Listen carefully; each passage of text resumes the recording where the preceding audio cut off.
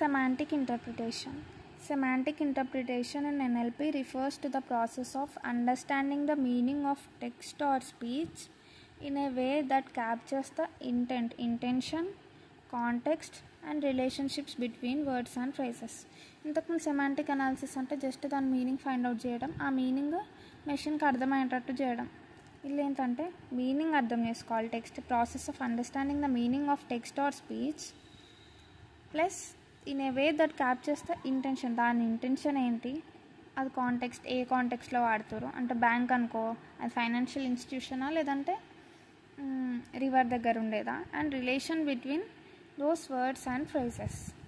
ఇది semantic analysis లాగానే, కాకపోతే దానికంటే ఇంకొంచెం డీప్గా ఉంటుంది. ఇది ఎక్కడ యూస్ చేస్తామంటే machine translation, sentiment analysis, question answering and more. Machine ఏదైనా లాంగ్వేజ్ ట్రాన్స్లేట్ చేసేటప్పుడు అప్పుడు యూస్ చేస్తుంది. అది ఏమన్నా సెంటెన్స్ పాజిటివా నెగటివా అది తెలుసుకునేటప్పుడు యూస్ చేస్తుంది. ఏదైనా క్వశ్చన్ అడిగితే దాన్ని ఆన్సర్ చేసేటప్పుడు యూస్ చేస్తుంది. It bridges the gap between syntax and semantics.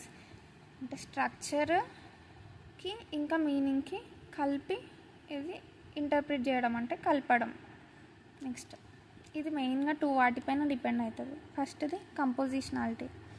కంపోజిషనాలిటీ అంటే the meaning of a sentence is derived from the meanings of its parts and how they are combined. ఒక sentence meaning ఎట్లా తీసుకుంటుంది అంటే ఒక్కొక్క వర్డ్స్ మీనింగ్ చూసి అవి ఎట్లా కంబైన్ అయినాయి, యాన్ యూస్ చేసిరా, ద యూస్ చేసిరా, మధ్యలో అవి యూస్ చేసి అనలైజ్ చేస్తుంది. Next lexical semantics. Lexical semantics అంటే the meaning of individual words and how they contribute to the overall meaning. ఒక్కొక్క వర్డ్ మీనింగ్ ఏంటి, మళ్ళీ ఆ ఒక్కొక్క వర్డ్ కలిపితే ఓవరాల్గా ఏం మీనింగ్ వస్తుంది. సో ఈ 2 పైన డిపెండ్ అవుతుంది, కంపోజిషనాలిటీ, లెక్సికల్ సెమాంటిక్స్. ఎగ్జాంపుల్ ఇచ్చిరు, the cat sat on the mat. ఇక్కడ సెమాంటిక్ ఇంటర్ప్రిటేషన్లో ఇది ఒక్కొక్క దానికి ఒక్కొక్క రోల్ ఇస్తుంది అనమాట. క్యాట్ అంటే ఏజెంట్, మ్యాట్ అంటే లొకేషన్, అట్లా. ఇంకా ప్రెడికేట్ ఏంటి, సాట్. ప్రెడికేట్ అంటే వర్బ్ కదా, కూర్చోవడం, సాట్. సెంటెన్స్ ఇది ఎగ్జాంపుల్ రాస్తే అయిపోతుంది సెమాంటిక్ ఇంటర్ప్రిటేషన్కి. The cat chase the mouse in the garden.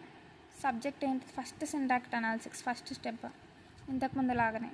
Subject ఏంటి, cat. Verb chased, object mouse. Prepositional phrase అంటే ప్రిపోజిషన్ ఎక్కడ యూస్ చేసినాం మనం, ఇన్ నుంచి. ఇన్ అంటే ప్రిపోజిషన్ కదా. ఫ్రేజ్ అంటే ఏంటి, group of sentences, words. In the garden మొత్తం ప్రిపోజిషన్ అవుతుంది, ఫ్రేజ్ అవుతుంది, ఇన్ ద గార్డెన్. నెక్స్ట్ ఇందులో సెమాంటిక్ ఇంటర్ప్రిటేషన్. ఇంతకుముందు చెప్పినాం కదా, ఎంటిటీస్, రిలేషన్స్, అట్లా ఇప్పుడు రాయాలి. ద క్యాట్ అనేది ఏంటి, యానిమల్, ఏజెంట్ అంటే మెయిన్గా అదే చేస్తుంది కాబట్టి ఏజెంట్ అనవచ్చు. ద మౌస్ యానిమల్, పేషెంట్ అంటే దాన్ని చేస్తుంది కాబట్టి దీన్ని పేషెంట్ అంటారు. గార్డెన్ అనేది ఏంటి, లొకేషన్. ఇక్కడ రిలేషన్షిప్స్, చేస్డ్ అనేది యాక్షన్, ఇన్ ద గార్డెన్ ఈ ఫ్రేజ్ అనేది లొకేషన్, కో రిఫరెన్స్. ఇక్కడ ఎవరిని రిఫర్ చేయట్లే కాబట్టి ఏం లేదు. Semantic roles, agent, patient, location. Agent అంటే cat, patient mouse, location garden. దీని ఓవరాల్ మీనింగ్ ఏంది ఇప్పుడు, a cat perform the action of chasing a mouse and this event occurred in a garden. అంతే సెమాంటిక్ ఇంటర్ప్రిటేషన్ అంటే. ఇది 2 ఉంటాయి మెయిన్గా, compositionality, lexical semantics. వీటిపైన డిపెండ్ అవుతుంది. ఇందులో 3 స్టెప్స్ ఉంటాయి. First syntactic analysis, semantic interpretation, దాని మీనింగ్, అంతే.